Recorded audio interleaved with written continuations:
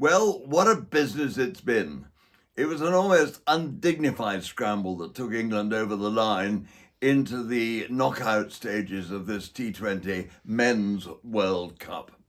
But first of all, for you lovely Peter Christian lovers, you've got now to send in your orders, all those wonderful coloured clothes. Have a look at the catalogue, have a look at the website, you've got it all there. Bung in your orders and you will get a 20% discount if, and this is the important thing, if and only if, you put in the code peterchristian.co.uk/T20. peterchristian.co.uk/T20. Then the 20% discount, it's a fabulous rate off that, comes your way. Now, back to the gloom. It was gloom, really, for England in Calcutta. They were playing Italy. Italy, of course, had done wonderfully well. They'd beaten Nepal, who England struggled to beat Nepal themselves by 4 runs.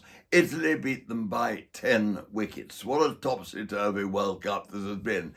Now, in this game, England won the toss and their batting got immediately into a scramble. Butler went quickly, Salt got into the 20s, so did Bethel, and then they all got themselves out.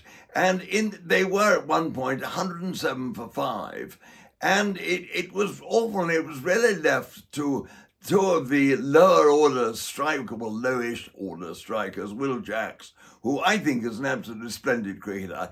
He hit 53 not out, or 4 sixes and 2 fours. It was tremendous stuff.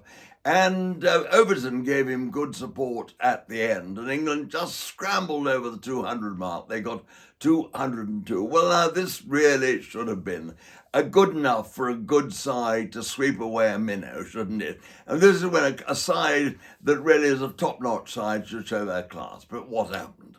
Archer runs in and gets a couple of wickets in his first over. But like Archer's never bowled a side out, and that's why I don't have faith in him. He's never won a match on his own, which great cricketers can do, great bowlers should do occasionally.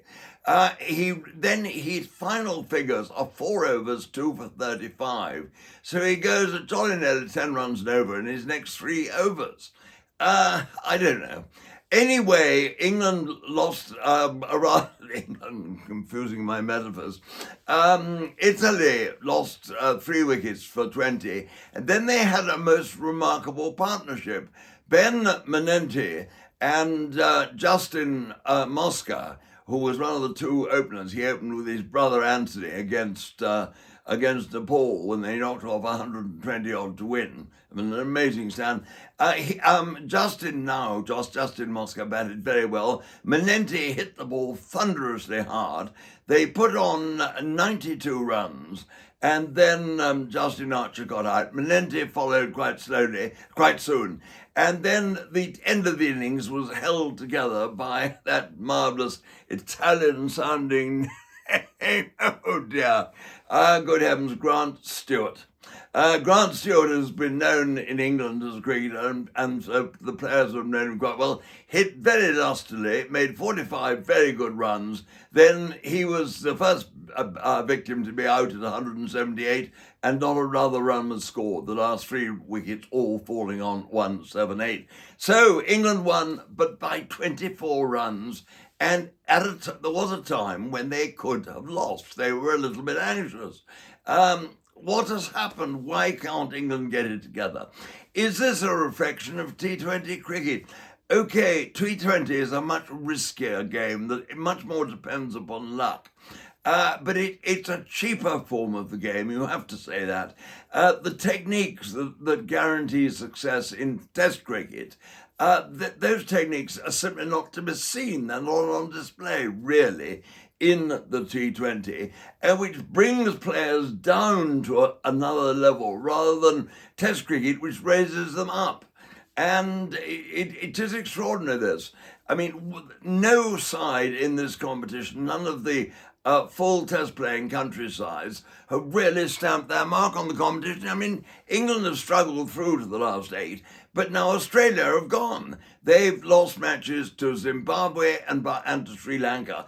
And in both matches, they only got 2 wickets. They only took 2 Zimbabwean wickets while they chased 160. And then when Sri Lanka chased rather more, they only got 2 of them out. It is extraordinary. That it's unthinkable, really, isn't it? Look how Australia beat England in the Ashes during over the Christmas break, so to speak, and they were masterful. They played wonderful cricket, and yet now that's all down among the dead men. They've gone home. I mean, it is quite extraordinary. But one of the great joys of this World Cup has been the way the minnows have displayed their form. I mean, Nepal, okay, they got within 4 runs of beating England. They then lost to Italy by 10 wickets. Nonetheless, I think they are a side that's going to be given full test status by the ICC before very long. Then we've had other small Zimbabwe. I know they are a test side, but they don't play much test cricket.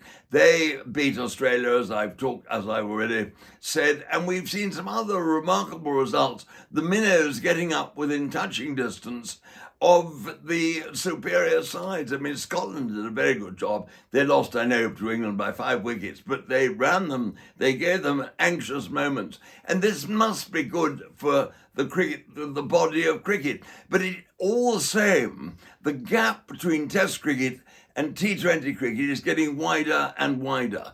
And it really underlines the virtue, the importance that the Test cricket should continue as it does. All the skills of the game are there, both with batsmen and bowlers. And when cricket is not a matter of just slogging, it becomes a much more interesting and intriguing game to watch, doesn't it? It may not be instant gratification, but really is instant gratification the answer? The answer to a cricket lover's prayer? I don't know. Maybe some of the time, in which case we've got exactly the right product for our instant gratification audiences, and then we turn to Test cricket, and our more studious, serious watchers can get their kicks there, can't they? So let's hope the two forms of the game go on side by side, and let's hope that the shorter form of the game doesn't continue to try and elbow Test cricket to the margins, because Test cricket is crucially important to the future of the game, and this has been, to my mind, the great message that has come from this World Cup in spite of all its excitements. Anyway, England are now into the last 8 stage, and we'll know all the other teams very, very soon when this early stage, the group stage, has finished. So back to Peter Christian. Make sure you look at their website, order their wonderful clothes, all those colours and everything else, and this wonderful, my lovely smoking cap. I love it. Take it everywhere with me. It's just come back from Switzerland, as you know, a trip there watching cricket on ice, and what fun it all was. So there you are, bung in your order, and don't forget to put in the code peterchristian.co.uk/T20. Get that again, peterchristian.co.uk/T20, and then a magnificent 20% discount will come flying your way.